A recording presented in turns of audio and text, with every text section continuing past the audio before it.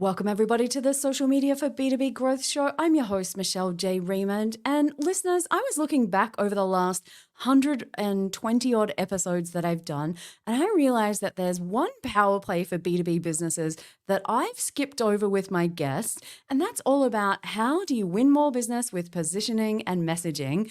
And lucky for me, I was scrolling on LinkedIn and I saw a request. Does anyone know podcasts that are looking for speakers on this particular topic? So Diane Wiredu, welcome to the show. Thanks for having me. I am excited to have this conversation because I need to confess straight up that I'm not going to say that this is the part of my business that I've nailed.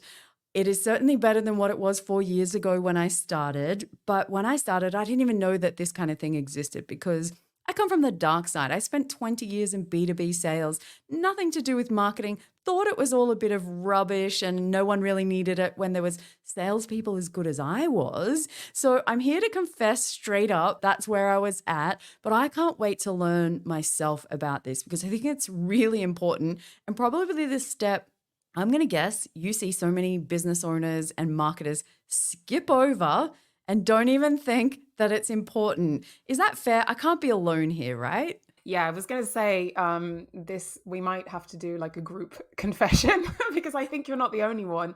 I think it's just one of those things that it's very easy to sort of push aside or even not realize how important positioning really is, and it's not often seen as like step one in the playbook, right? You can get pretty far without even thinking about it, but what happens is that I see companies almost reach this ceiling or kind of hit blockers, and then there are these kind of signals and signs that something's off, and often we kind of try and stick a stick a plaster on this thing, on like that meme with the gushing water. Okay, we'll stick on some social and look at growth and ads, when often the problem, if we kind of trace it back, comes down to the foundation, which really is like your positioning in the market, messaging as well, which I know we'll touch on too. So yeah, I think I think this is a safe space for us, for everyone in B2B, to say that we probably all overlooked it at some point, but We that's okay. It's never too late to figure it out. we sure do have a safe space here. And if I think about it, exactly what you mentioned just there is exactly why last year, if the listeners go back a few episodes towards the middle of last year, what you'll find is I was talking about Operation Rebrand, where I had to go back to the beginning and start again with my business based on all the knowledge that I'd gained and the experience that I'd had. And so I can't wait to actually go over some of these things with you. But before we dive in, for those people that might not have heard of the terms positioning and messaging before, can you just do a quick explainer about what the difference is? Because I don't want people to think that messaging is copywriting. I can imagine that's something that you see often. Maybe it presses your buttons, I'm going to guess. Yeah, a little bit, but it's fine. So yeah, I think that's a really good place to start. I think in the simplest form, I like to think of positioning as context setting for your business. I think that's probably the easiest and simplest definition and way to look at what positioning is. So your positioning really establishes where you sit in the minds of your customer. So getting clear on that positioning makes everything else easier. It's that foundation of the house, and then everything else, your marketing, sales, growth, brand, customer success, all of that kind of stuff sits on top of it. A great analogy for this would be, what shelf would your B2B product sit on in the supermarket?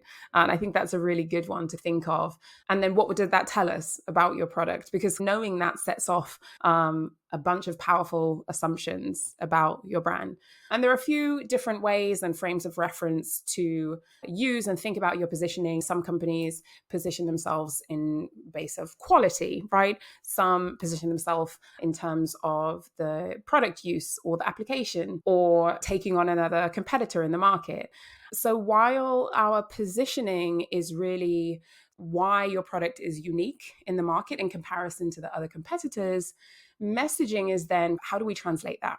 Right? So how do we put into words how you deliver on those promises? So I think of positioning as really that foundation. Messaging then sits on top of that.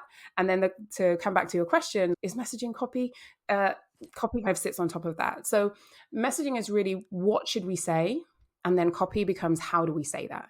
So I define messaging, because I've been asked this so many times. I've defined messaging as the most important things about your company, your product, your service, and why that matters to your audience. So hopefully that has clarified and helped the distinction. It sure has. And I think it's important to know the hierarchy that these things happen in instead of going copywriting first and then trying to come back to messaging and then going to positioning, which I think when I figured out that this was a problem for me was when you go to get a brand new website and someone says to me, "What do you want to go on the homepage?" And I stare blankly at the screen and go, "I don't know, what do you want?" And they're like, "Oh, you've got to guide us here." And this is when I started to unravel the importance of this. But what are the signs that you see or can tell that a business has a problem with their positioning and maybe messaging on top of that? Is there telltale signs out there? Yes, there are. So I've worked with so many companies across. I mainly work with B2B tech companies, SaaS as well, but I've also worked with a lot of B2B service industry companies, a lot of agencies, and there are a lot of telltale signs across B2B, even more than B2C, I would say. So I put them into two different categories. There are external signals, right? So external things that your market will tell you, your prospects and customers will tell you that should ring alarm bells about, something's not working here. And then there are those sort of internal signals. So maybe they're things that you're saying, you're doing, that are indicative of kind of problems that probably trace back to your positioning. So a couple of key ones if we think about external. So what is your market saying to you? Some companies, when they come to me, they often say, "Oh, prospects just don't get what we do." Right? Like it's really hard. They just don't really, they're confused. They don't really get what we're all about. And then sometimes companies think, okay, well, we just need to change the words. This is just a copy problem. But often it comes back to messaging and positioning. And it can be a sign that you are going too broad, right? It can be that you're going really too broad, too vague with your positioning and messaging, trying to speak to everyone, which often leads to your actual good fit prospects being really confused about what you do. Another one is, this might be a little bit more on B2B products more than services, but customers don't know, they don't get what we do until we have to show them, right? We have to show them and go into the product. They can't figure it out. Or we have to give loads of demos or have loads of sales calls. Or this could be for B2B service or product companies that have a complex service or a complex product. And often companies think, oh yeah, it's because it's really complex, so it's hard to explain. But I often say, do you have a complex problem or do you have a too many problem? So is it that you are really trying to solve too many problems? Is it you're trying to speak about too many capabilities, too many things that you deliver? Are you trying to speak to too many ideal clients? Because that's often what happens. And then it shows up as people don't get it. And it's really just because you're saying everything. So there are quite a few. So those are a couple of good examples, I think, of the market showing you that there might be a problem and you have to pick up on those signals. And then there are a few signals that are more internal. So these are things that I often hear founders or marketers say. A really good one is kind of, we're the X of Y, like we're the something of this industry, which this might be a little bit contrarian because I know a lot of people use this sort of template, but it's a really big pet peeve of mine because instead of positioning yourself around unique value or something that you really deliver, what you're doing is inheriting all of these flaws of this other company. Like, oh, we're the Airbnb of tech. What does that even mean? One person loves Airbnb, the other one hates them. It leads to these kind of expectations that you can't really keep up with. So I think that's a bit of a red flag that companies haven't really figured what they're all about. And another good one, and then I'll pause there, but this is a really good one, is that oftentimes companies will say that we compete in this really unique space. We don't have any competitors. Like I'm the only one who does this thing that we do. And maybe, just maybe you do. But it's very unlikely that you have absolutely no competitors in the market. And often companies forget that sometimes you're not competing with other companies and products. Most of the time you're competing with an alternative and another way of doing something. Maybe that's an Excel spreadsheet instead of hiring your company. Maybe it's doing nothing. And so often what we do really isn't unique and we need to think about a different way of looking at it. But yeah, there are lots. I'll pause there, but there are lots of signals. Oh, there sure are. And I just imagine these delusions of grandeur that we're a real monopoly. I'm very confident that there are very few true monopolies in this world left for more than 5 minutes at a time, because at the rate that things pop up these days, it's crazy. So I just look at it, some of the ways that I was thinking about, as you were saying, might be a little simpler, but I used to have a problem of the wrong people reaching out to book calls with me that wanted to work Right. with me. And I was like, why are you showing up? I want to work with B2B companies that have at least 20 to 50 employees, sometimes bigger. And I was getting much smaller businesses. Now, it's not that I don't like to work with small business owners. Of course I do. But where I was trying to get to, and then even just my business name confused people. There were so many little ways that I was confusing people. And I also know that I'm on the right track now if we go to the opposite side, because I'm getting lots and lots of referrals. And I Mm. know when people are clear around what I do and who I do it for at its most simple terms and where I fit in the market, all of a sudden they go, Michelle's the only answer. Go and see B2B growth codes. And I realized when I was thinking about, was Operation Rebrand worth all the effort, the time, and the cost that we put into making that happen? The simple answer is absolutely it was, because now I just go, wow, I could write the copy for the website much easier. I can write my social media posts much easier. My clients now go, oh, that's what you do. And everyone's happier. It's so much more efficient when you've got these guardrails up going, this is what I do, who I do it for, how I do it, where I want to be seen, how I want to be seen. It's just been a game changer, especially in like a small business.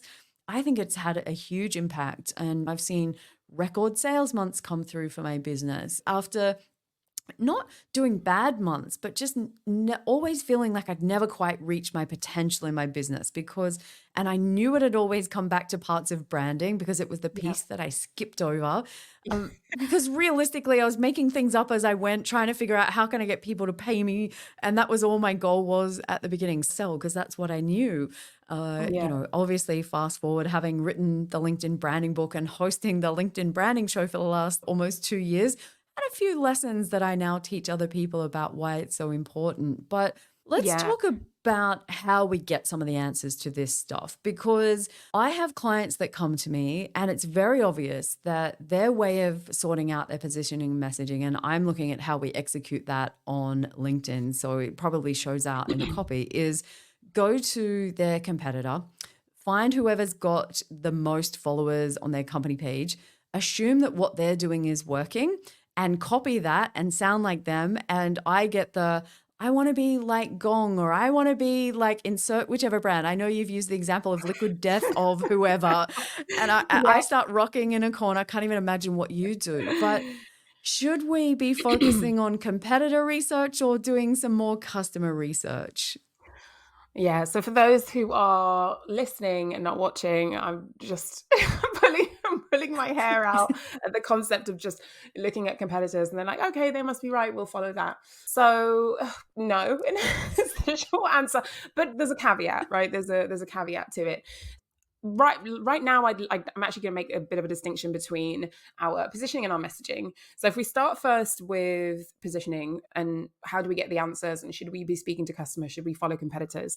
For the positioning side of things, I don't necessarily believe that the customer research piece has to be a huge part of figuring out your positioning. I follow the same sort of school of thought as April Dunford, who some of your listeners might know is a B2B positioning expert who has a brilliant methodology that I love, who she says that, often your sales team or those that are in close contact with your customers, yourself, if that's you're the solo founder, often you have enough insight of what your customers are saying, what you're seeing from the market to build out that kind of MVP positioning.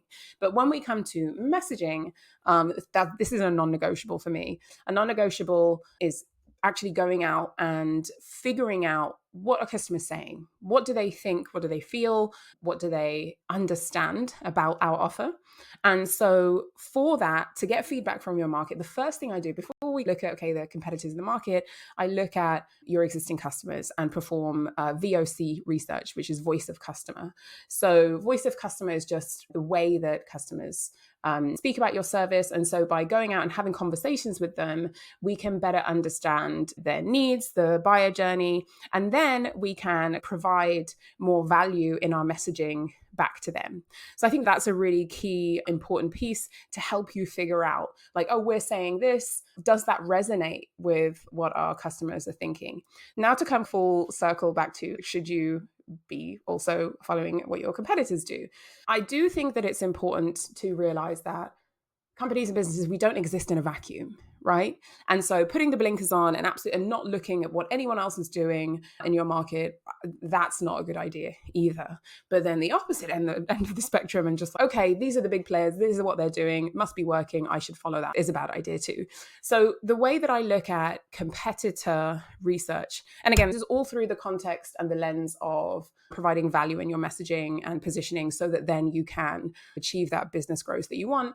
I look at, what are they saying? What are they not saying? Is there any white space in there? Because what we also want to make sure is that you don't just sound like a clone of everybody else in your industry.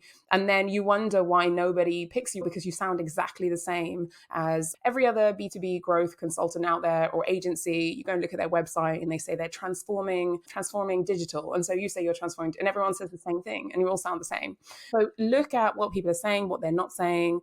Is it resonating with your audience? And then go away and look at what I call the kind of the opportunities for you to carve out a space, not necessarily say something different for the sake of saying something different, but how are you different? What do you offer that is different to everyone else in the market? So yeah, blindly copying is the biggest pet peeve of mine and will drive me crazy and will make me pull out my hair, and I don't want to do that. So please don't do that. We don't want to do that, people. So let's take on the advice here. And, I've read so much stuff. It's like, if you look at it and go, if everyone else is doing the same thing, your real opportunity is almost to do the opposite. And I read some research from the Ehrenberg Bass Institute about some of the research that they've been doing into this space. And it's almost like, be the contrarian. They're all going that way, you go this way. And of course, you've got to own it and believe in it and all this kind of stuff. And there's a lot more to it. But ultimately, the last thing we want to do is lose that uniqueness. We've got to protect that at all costs. It's the thing that is the only thing that we really have to stand out from the crowd. And it's just so important. But let's talk about messaging specifically. And I'm sure, and I'm going to use your words here because I when I was doing my research, it did make me have a chuckle.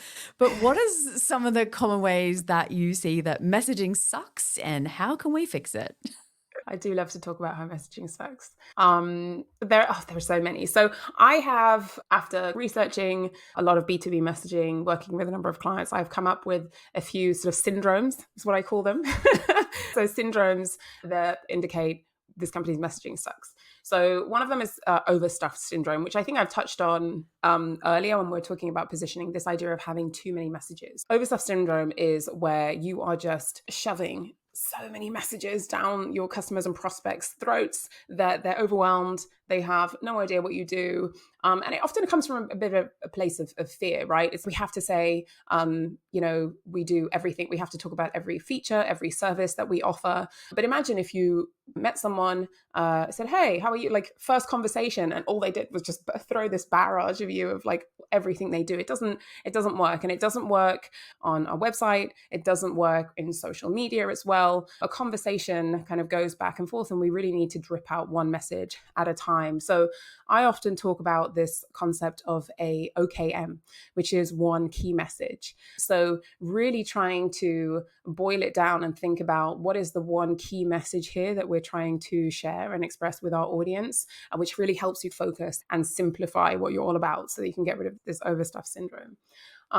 Another syndrome that comes up a lot, and again, particularly on the tech side of things, but I would say that service industry providers are not safe from this one, is me syndrome, right? Ooh, that's the one I hate the most. I'm like, it's not all about me. If I'm out to stamp that out as well, but from a company page perspective, which is probably where your syndrome shows out, because when I go into company pages, people are like, Michelle, it's not working. And I'm like, all you talk about is me. The company is so amazing. The company does this. The product's amazing. The product does this.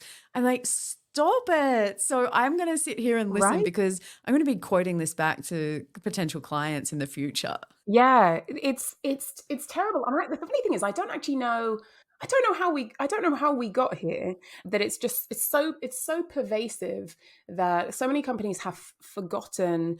I think maybe sometimes it comes from this excitement, right? And I think it's not necessarily a negative space to be in. And so if you're listening to this and thinking, oh my God, that's what our company page is, that's what our website is, like, it's fine, it's okay. It's normal to default to this idea of we have to talk about what we do, how we do it, why we're the best, and write all about us. But you have to come in it from this different way and think, here's what we do, or here's what our service is, or our product is not the same as here's what you can do with our service, or here's what you can get from our product. And just thinking about it and making that little switch and thinking about what's in it for your prospects and your customers, what's the value they can gain, and making sure that every time you want to instantly go in and say, all right, we're the best, we're the most reliable, or like, what does that translate to for your customers, and try to look and pull out the value and the benefit for your customers. I want people to rewind and listen to that segment again, because I don't think people recognize how important that particular lesson is. And I typically say it during my training sessions with people. And I'm talking about when they're being active on LinkedIn, whether they're creating content, whether it's their company page or personal. Everything we're doing now is flipping that script and being in service of the person on the other side. And I think when you flip it, like you said, it makes such a difference to the person on the other side, because they see themselves in that. They see the problem. They see you as, or your service or your product or your business as the way forward to get them from where they are to where they want to be. And it's really so powerful. Instead of, again, like you said, going back to that me again, realistically, no one cares. And this is what I keep trying to tell clients. I don't want to break your heart, and I appreciate you Yeah. trying. I'm with you. I always have a lot of empathy, because I don't think people are making these mistakes deliberately. But if you can make this switch that Diane has just shared with us, I promise you, no matter which platform, whether it's your website, your newsletters, your blogs, your social posts, this is your ticket to growth, flipping that around. And yeah, I just want to make sure that people pick up on that point, because I just think it's really powerful, and something that when you recognize that's what's going on, it's game on. And all of a sudden, you'll have the right people showing up, the right opportunities, and it feels good to work with these people because you're aligned. And I think that's a gift that comes from getting all this stuff right that you've shared. So are there any other syndromes that pop up that you want to share about? Or are they the main So, ones? yeah, so the last one, I often talk about three. There are many, but I've boiled it down to three because I think they cover almost everything. So the last one is what I call fluff syndrome, which I think is Love it. probably the most kind of self-explanatory, right? Fluff syndrome is just, I think probably maybe it's a plague more than a syndrome if I really think about it. It's just kind of using this buzzwordy, vague language that really stifles the value of what you're trying to deliver, and the problem with using the low hanging fruit and all this jargon is that, one, you end up sounding like everybody else in the industry because it's so pervasive. Two, it's not how anyone speaks really in real life. If we really think about it, your B2B exec buyers, right, can read and understand this, but when they go home, that's not how they're speaking.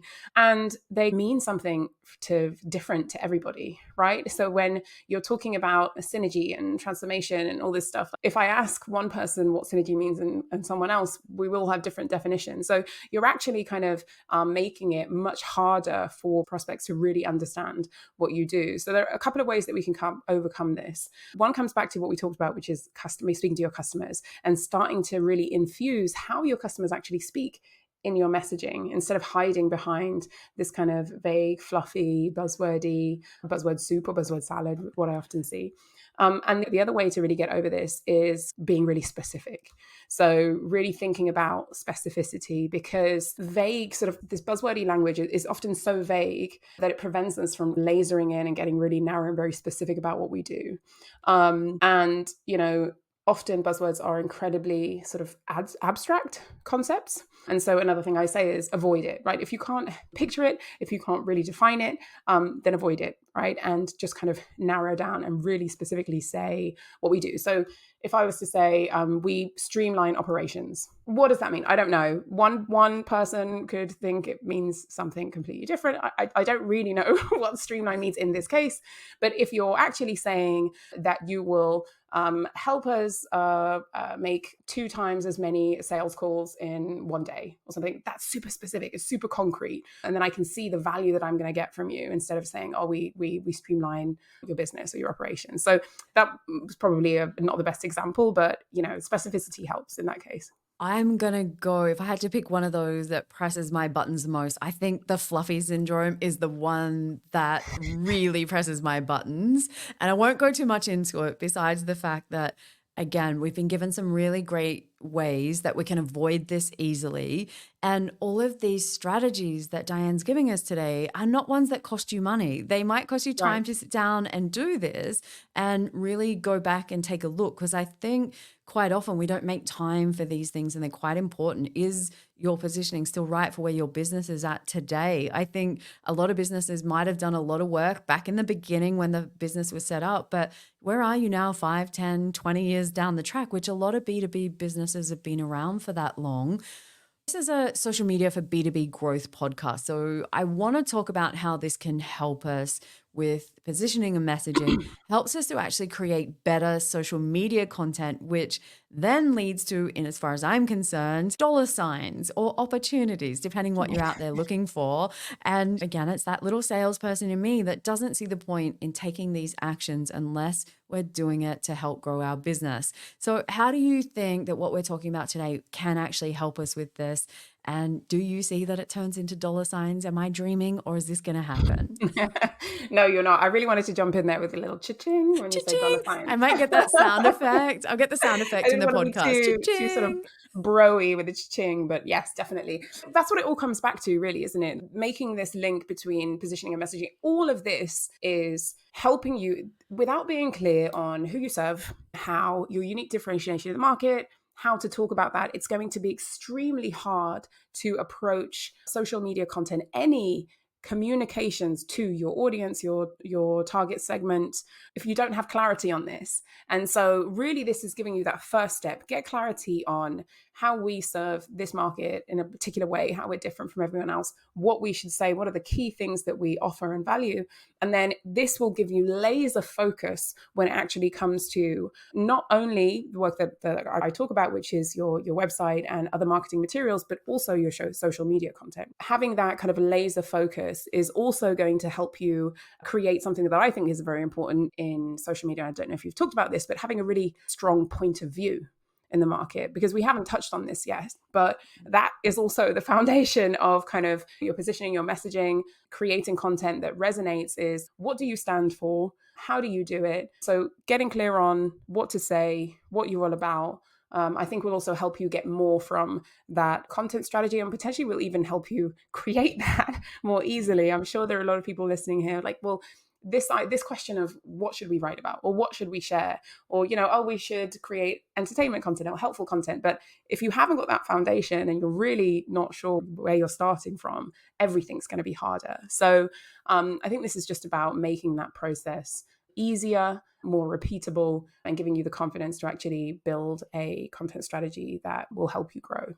I love all of that. And I'm just sitting here nodding for those of you who won't be watching this on the YouTube channel, because I'm nodding going, you have no idea how much, listeners, that having these kinds of things, and I'm still tweaking mine, because the more I got close to the target, the more I realized, oh, I can squeeze this a little bit tighter. I'm a little clearer. I've had a few more conversations.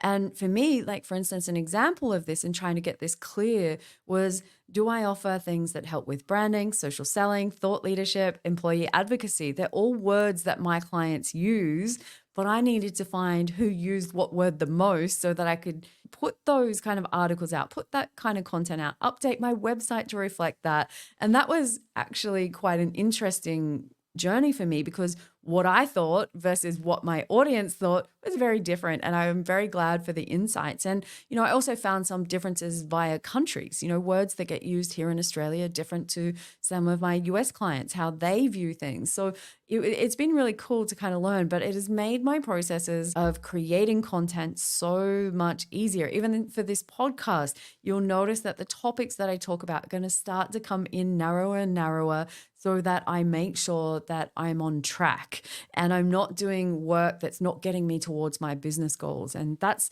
the whole point of today's conversation. And Diane, I think I could probably talk for another hour on this easily, I but know I the promise. time's flown. I know. I was like, it's not fair that this clock just keeps on ticking down. But I do promise my expert guests like yourself every single show, this is your chance, freestyling it. What is one last actionable tip that you would like to leave the listeners with that will contribute to their business growth if they nail this? All right, that's a tricky one. It's a tricky one because positioning and messaging, social media, they're such huge concepts. So it's very hard to kind of think of one tip. But I think so there's often a lesson that I teach B2B marketers, founders, when we work together on messaging projects that I think will also apply to social media as well. So I think that'll be a good one. I think I touched on this, but I'll be able to go into a little bit more detail now. And it's asking this question. It's about this kind of too much overstuff syndrome, right? Which I think most people really actually suffer from. If you look at your social media content, if you look at your website, you're often just saying too much. So go away right now and ask this question. If my prospects or customers could remember just one thing about our company, about our brand, about our product, after interacting with this piece of content, what would it be? And I think that asking that question, it seems simple, but it's quite practical, actionable. You can do it before you hit publish on everything, before you make that update to your site, before you update that company page, because it really helps you narrow and hone in on what's that one message. Because one of the biggest problems that I see is just so many messages in your content or on your site end up leaving the prospect just feeling overwhelmed and actually taking away nothing. And so then what you're losing is that key space in their minds as to what you're all about. And they'll go away, get on with the rest of their day, jump on another Zoom call, go make dinner. And they're like, oh, I forgot what was that I interacted with earlier because you were saying too much. So I think that this is I don't know if it's too small of a tip, No. but I think that's a good one for everyone to start implementing on a daily basis. I think that sounds like it's a small tip, but I think it's huge if you go and apply it. I think the impact potential of that one small tip is huge. And I'm personally going to go away and do it myself because I think it's a good sense check whenever we're creating stuff. We're putting it out there into the universe, whether it's websites, as you said, or whether it's social content or anywhere really. We've got a responsibility to make sure that what goes out there is the best and a good use of the person on the other side's time. Because I think that's what we need to be mindful of, that there are people out there currently with dollars to spend, looking for a business to spend it with. And if you confuse them, you lose them. And that's the downside for not getting this right, which is why it's been such an important conversation today. Now, for those of you who want to dig into this some more, I absolutely will recommend you to go across to Diane's profile on LinkedIn. You are going to go to the top right-hand corner underneath the banner and there's a bell. Go and ring that so you get notified of all her new content. Of course, the contact details on how you can do that will be in the show notes. So the link will be there. So just click on that, take yourself across and make sure you let her know that you listened to the podcast and that you got value out of this. So Diane, this has been amazing. Thank you so much for coming on the show. I'm glad that the LinkedIn algorithm served you up at the time that I needed it so I can give these lessons to our listeners. I really appreciate all of your help today. Thank you. No, thank you for having me. This honestly has been wonderful. I think, we could have talked for hours. So we packed a lot in. I appreciate it. It was good fun. We sure could have. And to all the listeners that have hung around today, I really appreciate you. And until next week, cheers.